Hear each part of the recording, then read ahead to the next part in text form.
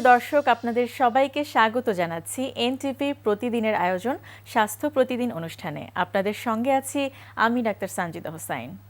দর্শক, আজ বিশ্ব মা দিবস, আর সে কারণেই এই দিবসটিকে মাথায় রেখে যে বিষয়টি নিয়ে আমরা আজ আলোচনা করব সেটি হচ্ছে মায়েদের যত্ন। এই বিষয়টি নিয়ে আলোচনার জন্য আমাদের স্টুডিওতে আজ উপস্থিত আছেন একজন বিশেষজ্ঞ চিকিৎসক। চলুন প্রথমেই পরিচিত হওয়া যাক আজকের অতিথির সাথে। অধ্যাপক ফারহানা দেওয়ান 1957 সালের ডিসেম্বর মাসে ঢাকা জেলায় জন্মগ্রহণ করেন। তিনি 1982 সালে ঢাকা মেডিকেল কলেজ থেকে MBBS ডিগ্রি অর্জন করেন। এরপর তিনি চিকিৎসা বিজ্ঞানে উচ্চতর FCPS ডিগ্রি লাভ করেন। তিনি শহীদ সোহরাওয়ার্দী মেডিকেল কলেজের গাইনি ও অবস বিভাগের অধ্যাপক হিসেবে কর্মরত আছেন। ম্যাডাম, আপনাকে স্বাগত জানাচ্ছি আমাদের অনুষ্ঠানে এবং মা দিবসের শুভেচ্ছা। ধন্যবাদ ম্যাডাম, যেটি আমরা যেহেতু আজ মা দিবস এবং মায়েদের যত্ন নিয়েই আলোচনা করব, তো মায়ের যত্নের মধ্যে আসলে কোন কোন বিষয়গুলো পড়ে বলে আপনি মনে করেন? প্রথমেই আমরা যদি প্রেগন্যান্সির কথা চিন্তা করি, কারণ একটা গর্ভবতী মা নিয়ে আমি বলতে চাই, তারপরে আমরা আরেকটু বলবো যে ডেলিভারির পরে মায়ের একটা যত্নের, তার মানে মায়ের যত্নটা আসলে শুরু হয় কিন্তু বেসিক্যালি একেবারে গর্ভাবস্থা থেকেই। আমি শুধু বলবো না গর্ভাবস্থা, আমি বলতে চাই যে তারও আগে থেকে সব সময়কার জন্যই আমাদের নারীদের দেখাশোনা করা উচিত, স্বাস্থ্যটা দেখা উচিত, ওনাদের অ্যাডভাইস দেওয়া উচিত কিভাবে ওনারা চলবেন, যাতে উনি যখন প্রেগন্যান্সি নেন তখন জানি উনি সুস্থভাবে সুস্থ অবস্থায় প্রেগন্যান্সিটাকে নিতে পারেন, এবং যখন প্রেগন্যান্সি হয়ে যাবে তখন যাতে তাকে আমি প্রসব পূর্ব সেবা যেটা আমরা বলি সেটা যেন আমরা ভালোভাবে দিতে পারি। এবং আস্তে আস্তে যখন প্রেগন্যান্সি প্রথমে কনসিভ করেন ওনারা, তারপরে আস্তে আস্তে করে পেটে যখন বাচ্চাটা বড় হতে থাকে অনেক কিছুর চাহিদাই কিন্তু বেড়ে যায়। অবশ্যই খাওয়া দাওয়া থেকে শুরু করে সব কিছুর রেস্ট বেশি নিতে হবে, খাওয়া দাওয়া করতে হবে, সাবধানে চলতে হবে, ওষুধ খেতে হবে, পরীক্ষা নিরীক্ষা করতে হবে। এই জিনিসগুলো কিন্তু যাতে নিয়মিত করেন ওনারা, তার জন্য ওনাদেরকে আমরা আমাদের কাছে রেগুলার আসতে বলি। ম্যাডাম, যেটি আপনি বলছিলেন যে প্রসব পূর্ব যে যত্নটা মায়েদের জন্য, সেই যত্ন ওই সময়টাতে আসলে যদি খাবার দাবারের দিকটা আবার শুরু করি আগে, কি আসলে কোন বিষয়গুলো দেখব এবং খাবার দাবারের প্রতি কিভাবে যত্নবান হবে সে নিজে এবং তার পরিবারের লোকজন? একটা কথা মনে রাখতে হবে যে এমন কিছু খাবেন সবসময়, প্রেগনেন্সি থেকে যে কেন জানো সবকিছু অনেক সময় দেখা যায় হজমের প্রবলেম, একটু গ্যাস ভাব বেশি থাকে এবং হজমও হতে চায় না আর খেতে চায় না, এটা একটা বিরাট প্রবলেম, খেতে ভালো লাগে না। অনেকে আছেন একদম একটা জিনিসের গন্ধই ওনারা সহ্য করতে পারেন না, এরকম কিন্তু হয়। তো এই জিনিসটা মাথায় রেখে ওনাদেরকে আমরা সবসময় বলবো যে ওনারা যেন খুব ইজিলি ডাইজেস্টেবল এবং যতটা সম্ভব ফ্রেশ খাবার খাবেন, ফ্রুটস বেশি খাবেন এবং আয়রনযুক্ত খাবার খেতে হবে। যদিও আমরা আয়রন আলাদা দিব, আমরা কিন্তু প্রেগনেন্সিতে আয়রন দিব, ভিটামিন দিব এর প্রথম 3 মাসে না, প্রথম 3 মাসের পর থেকে দিব। প্রথম 3 মাস শুধু ফলিক অ্যাসিড, আর যদি বমি হয় তাহলে এটা হচ্ছে মনে রাখতে হবে ওষুধের ব্যাপারে। তাহলে তাকে শুধু ওষুধ খেলে হচ্ছে না, খাবার থেকে তাকে কিছু আয়রন ভিটামিন যুক্ত খাবার নিতে হবে যাতে ওটা তার বডিতে কাজে লাগে। এবং বলার সময় আমরা বলে দেই বেশি করে শাকসবজি খেতে এবং আয়রনযুক্ত খাবার যেগুলো আছে সেগুলো সম্বন্ধে বলে দেই, শাক, মিষ্টি কুমড়া, লাল শাক, কলা, ডিম, প্রত্যেকটা জিনিসেই কিন্তু আছে আয়রন, এবং যেটা ফ্রেশ ভেজিটেবল, গ্রিন ভেজিটেবল, এগুলো আমরা বেশি করে খেতে বলি। আরেকটা জিনিস অনেকের ইচ্ছা হয় একটু ভাজা পোড়া, ঝাল এগুলা খেতে, এগুলাতে কিন্তু অনেক গ্যাস হয়, মাঝে মাঝে এত বেশি ওনারা ব্যাড ফিল করেন শুধু এই যে খাবারটা একটু উল্টাপাল্টা খাওয়ার জন্য, আর খুব বাইরের খাবার খেতে ইচ্ছে করে। আমরা সবসময় বলি যে এই প্রেগনেন্সিতে একটু অ্যাভয়েড করতে হবে, বিশেষ করে বাইরের খাবার যেমন চটপটি, জাঙ্ক ফুড তো আছেই, ইভেন আইসক্রিম, এগুলো একটু অ্যাভয়েড করলে তাহলে দেখা যায় যে ওনারা সুস্থ থাকেন। একটু জানতে চাইবো ম্যাডাম যে এই যে অ্যান্টিনেটাল কেয়ারের মধ্যে অ্যান্টিনেটাল চেকআপটা পড়ে সেটি আসলে কখন এবং কতদিন পর পর করা উচিত বলে মনে করেন আপনি? আচ্ছা, এটা খুব ভালো একটা প্রশ্ন, কারণ আমার মনে হয় যে সব মায়েদেরই জানা, প্রেগনেন্ট মাদের জানা উচিত ওনারা কখন ডাক্তারের কাছে যাবেন।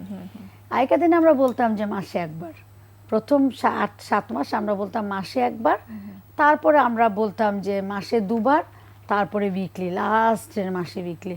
কিন্তু এটাতে দেখা গেছে যে সবাই সবসময় এসে পারেন না, এই জন্য আমরা এটাকে একটু কমিয়ে দিয়ে এখন বলি যে মিনিমাম অ্যাটলিস্ট 4 থেকে 5 বার সারা প্রেগনেন্সিতে যেন আসেন। এটা সিনারিওটা একটু ডিফারেন্ট, যারা একটু কনসিয়াস, যারা আমাদের কাছে রেগুলার আছেন, ওনারা কিন্তু এত কম ভিজিটে সন্তুষ্ট হন না।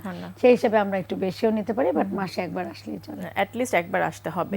আচ্ছা, তো এই সমস্ত চেক আপের পরে বা যত যত্ন আছে এই সময়কার সমস্ত পরে যখন একটি মা সত্যিকার অর্থে একটি সুস্থ শিশু জন্ম দেয়, সেই শিশুটি ভূমিষ্ঠ হবার পরবর্তীতে আসলে তার যত্নটা কি রকম হওয়া উচিত বলে মনে করেন? কারণ তখন কিন্তু আমরা দেখি ম্যাডাম যে একটি শিশু যখন ভূমিষ্ঠ হয় তার সমস্ত মনোযোগ, সমস্ত যত্ন কিন্তু শিশুটির প্রতি যায়, এটি খুব স্বাভাবিক। সাথে যে মায়েরও যত্নের দরকার সেটি কিন্তু আসলে আমরা সবাই আমি বুঝি না। তোমার এই প্রশ্ন জবাব দেওয়ার আগে একটু আগের কথাটা বলতে চাই যে প্রেগনেন্সিতে কিন্তু একটা সাইকোলজিক্যাল অংশ থাকে, সেটা অনেক সময় আমরা ভুলে যাই। অবশ্যই। যেমন একটা মা প্রথমবার যখন মা হচ্ছেন, প্রথমবার প্রেগনেন্সি হচ্ছেন, তার জন্য একটা অন্যরকম এটা একটা অনুভূতি, এবং সারা প্রেগনেন্সিতে তাকে কিন্তু সাপোর্ট তার ফ্যামিলি থেকে দেওয়া উচিত। আমরা তো দিবই, বাট তার ফ্যামিলি কিন্তু তার হাজবেন্ড অনেক ক্লোজ, শ্বশুর বাড়ির লোক তো আছে, নিজের মায়ের বাসার মানুষদের কাছেও তার থাকতে ইচ্ছে করে, যেতে ইচ্ছে করে, কথা বলতে ইচ্ছে করে। একটা মজার ব্যাপার আছে যে যখন অনেক বমি হয় আর্লি প্রেগনেন্সিতে, তখন আমাদের বইতেই লেখা আছে যে ওদেরকে যদি মায়ের পাশে পাঠাতে হয় সেটি কমে যায়। কারণ আমাদের দেশের সমাজে কিন্তু দেখা যায় যে মেয়েরা শ্বশুর বাড়িতেই থাকে, তখন অনেক সময় আমরা বলি, মানে তার মানে এইখানে সাইকোলজিক্যাল অনেক বড় একটা ভূমিকা পালন করে যে যখন মায়ের বাসায় চলে যায় তখন সে অনেক স্বস্তি বোধ করে এবং সেক্ষেত্রে ওটা কমে যায়। তো এটা একটু সাইকোলজিক্যাল পার্টটা ভালো মনে রাখতে হবে। এখন আমি তোমার সেই প্রশ্নে আসি যে আসলে ডেলিভারির পরে এটা খুবই গুরুত্বপূর্ণ, এবং স্টাডি করে দেখা গিয়েছে, WHO সমীক্ষানে আছে যে পোস্ট নেটাল কেয়ার মানে ডেলিভারির পরে কেয়ার এখন এত দিনে বেড়েছে 30%, 35%। আগে কিন্তু 18-15 এরকম ছিল, মানে 100 জনের মধ্যে 15 জন মা চেক আপে আসতো, বাকি জন আসতেনই না। ওরা এটাকে গুরুত্ব, তুমি যেটা বলিস ভেরি রাইট, ওরা মনে করতো যে এখন সবাই পুরা ফ্যামিলি বাচ্চা নিতে, কিন্তু এই সময়টাও আবার সাইকোলজিক্যাল একটা মেকআপ। সে এতদিন পরে তার জীবনের প্রথম সে মা হলো, কারণ বলেছে যে যখন বাচ্চার জন্ম হয় তখন মায়েরও জন্ম হয়, দ্যাট মিনস মাদার হলো সে প্রথমবারের মতো। তো তাকে ওই সাইকোলজিক্যাল আমাদের সাপোর্ট দিতে হবে। তাছাড়া তার নিউট্রিশন, তার চলাফেরা সব কিছু খেয়াল রাখতে হবে, তার রেস্ট, এবং একটা জিনিস মনে রাখতে হবে যে প্রেগনেন্সিতে যা খাবে প্রেগনেন্ট মাটা, ডেলিভারি পরে আরও অ্যাটলিস্ট 500 ক্যালোরি আমরা বেশি খেতে বলি। কেন? কারণ হচ্ছে যে বাচ্চাকে খাওয়াতে হবে, বাচ্চাকে ব্রেস্ট ফিডিং করতে হবে, এইটার জন্য এই এক্সট্রা খাবারটা তাকে খেতে হবে, তার খাবার থেকেই তাকে এটা নিতে হবে। আচ্ছা, আপনি যেটি বলছিলেন যে সাইকোলজিক্যাল দিকটা যাতে আমরা দেখি, ওই বিষয়টা আমি একটু চিন্তা করে জিজ্ঞেস করছি যে এই সময় কিন্তু একটি বিশেষ ধরনের ডিপ্রেশনও দেখা যায় মহিলাদের মধ্যে এবং মায়েদের মধ্যে। আমি এখন বলতে চাইছিলাম, আসলে তুমি মনে করে দিয়েছো এটা ডিপ্রেশন হতে পারে, এবং দেখা যায় যে এই ডিপ্রেশনটা এত সিরিয়াস আকার অনেক সময় ধারণ করে যে দেখা যায় যে তখন সাইকিয়াট্রিস্টেরও শরণাপন্ন হতে হয়। তো আমি যেটা মনে করি আমরা, সেটা হচ্ছে যে তারপরেও আবার জোর দিয়ে বলবো যে ফ্যামিলির সাপোর্ট, সবার সাপোর্ট এখানে দরকার। কি বলেন ম্যাডাম, আপনি এই সময়ে যার কারণ ফ্যামিলির প্রতি আপনাদের অ্যাডভাইসটা কি থাকে? আমাদের অ্যাডভাইস হচ্ছে যে ওকে খুব কেয়ার নিতে হবে, এক্সট্রা গুরুত্ব দিতে হবে। হয়তো আমরা বুঝতে পারছি যে সে দু একটা সিলি কথা বলছে, সে সিম্পল কথা বলছে যেটা দরকার নাই, কিন্তু এটাকে গুরুত্ব দিতে হবে। গুরুত্ব না দিলে সে কিন্তু মন খারাপ থেকে তার হয়তো সাইকোলজিক্যাল একটা ইফেক্ট, হ্যাঁ আমাকে কেয়ার নিচ্ছে না, সবাই সে যে মা হয়েছে সে তাকে এই দিকটাতে প্রায়োরিটি দিতে হবে। তুমি তো বলছো যে সবাই বাচ্চার দিকে খেয়াল করে, কিন্তু এইটা হয়। তারপর অনেক সময় আগের বাচ্চা থাকে, অনেকে সেকেন্ড বাচ্চা হয়, আগের বাচ্চা থেকে সবাই নতুন বাচ্চাকে খেয়াল করলো, তখন বাচ্চা সহ ওই আগের বাচ্চা সহ মা নিজেও মনে করে ও আচ্ছা আমার আগের বাচ্চাকে খেয়াল করা হচ্ছে না। এবং আমার আরেকটা প্রশ্ন আছে, যেটি আমরা হয়তো প্রসবের আগে প্রসবের পরে বা একটু যারা প্রথম মা হয়েছেন তাদের কথাই চিন্তা করছি, কিন্তু যেহেতু এটি মা দিবস, এজন্য আমার কাছে বারবার এই প্রশ্নটা আসছে যে আরও একটা গ্রুপ কিন্তু রয়েছে মা যারা হচ্ছেন একেবারে বৃদ্ধ মা, তাদের কথা কিন্তু আমরা সবাই মনে রাখা উচিত। এই সময় আসলে এই মায়েদের যত্নের জন্য কোন কোন বিষয়গুলো মাথায় রাখা উচিত বলে মনে করেন? বৃদ্ধ মা মানে যারা বয়স হয়ে গেছেন যারা, এটা তো অবশ্যই, সেটা বয়স্ক যারা আছেন ওনাদের একটা আলাদা কেয়ার আমাদের নিতে হবে। উনি সারা জীবন বাচ্চাদের দেখেছেন, বাচ্চাদের মানুষ করেছেন, ওনার দেখার দায়িত্বও কিন্তু ছেলে মেয়েদের উপরেই বর্তায়। এবং দেখার জন্য মা যখন একটা রিপ্রোডাক্টিভ এজে যে হেলথ, একটু বয়স হয়ে গেলে হেলথের একটু ডিমান্ডগুলো ডিফারেন্ট হয়ে যায়। কারণ দেখা যায় তার বডি আস্তে আস্তে করে বডিটা সব কিছু এজিং হয়ে যাচ্ছে, তাহলে তাকে বিশেষ যত্ন নিতে হবে খাওয়া দাওয়ার দিকে। এবং আমাদের দেশে আমরা কিন্তু এক্সারসাইজটাকে গুরুত্ব দেই না, যেটা খুব একটা ইম্পর্টেন্ট জিনিস। শুধু হাঁটতে পারেন ওনারা, তারপরে খাওয়া দাওয়া, মানে অন্য এক্সারসাইজও একটু কেয়ার করা, একটু তাদেরকে অ্যাডভাইস করা, একটু ভালো করে বলা। আমরা কিন্তু দেখছি ম্যাডাম, খুবই দুর্ভাগ্যজনক হলেও সত্যি যে ওল্ড হোমের সংখ্যা যেভাবে দিনে দিনে বাড়ছে, তার প্রয়োজনীয়তাটা মানে আমরা সামাজিকভাবেও আসলে নিজেরা কোথায় যাচ্ছি জানি না।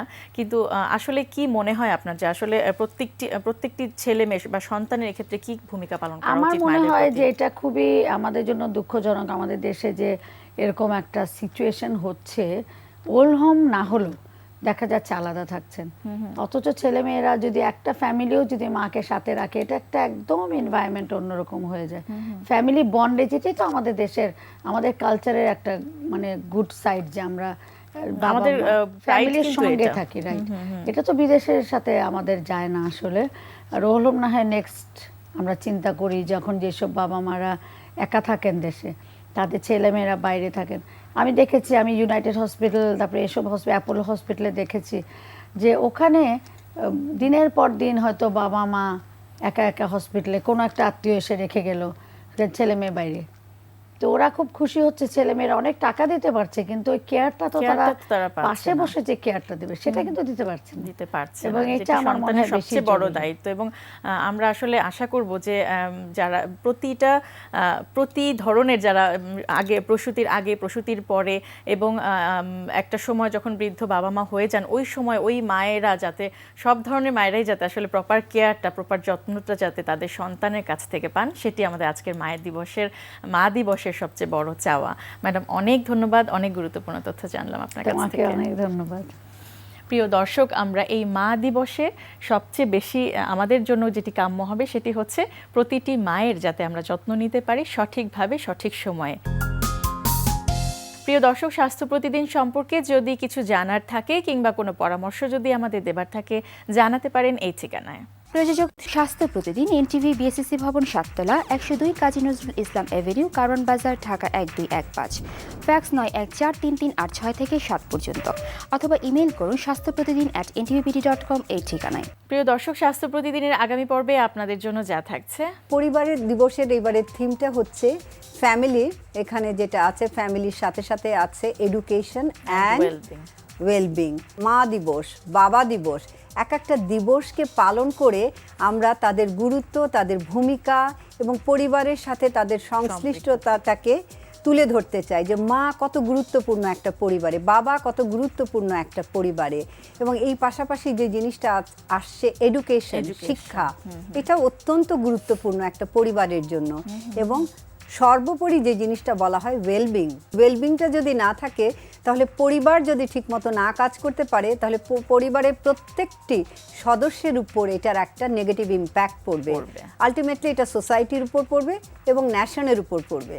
দর্শক, বিশ্বের যে কোনো প্রান্ত থেকে যে কোনো সময় এনটিভিতে সম্প্রচারিত আপনাদের পছন্দের অনুষ্ঠান স্বাস্থ্য প্রতিদিন দেখতে চাইলে ভিজিট করুন www.ntvbd.com। আজ এ পর্যন্তই। আগামীকাল আবারও দেখা হবে ঠিক একই সময় এনটিভি পর্দায়।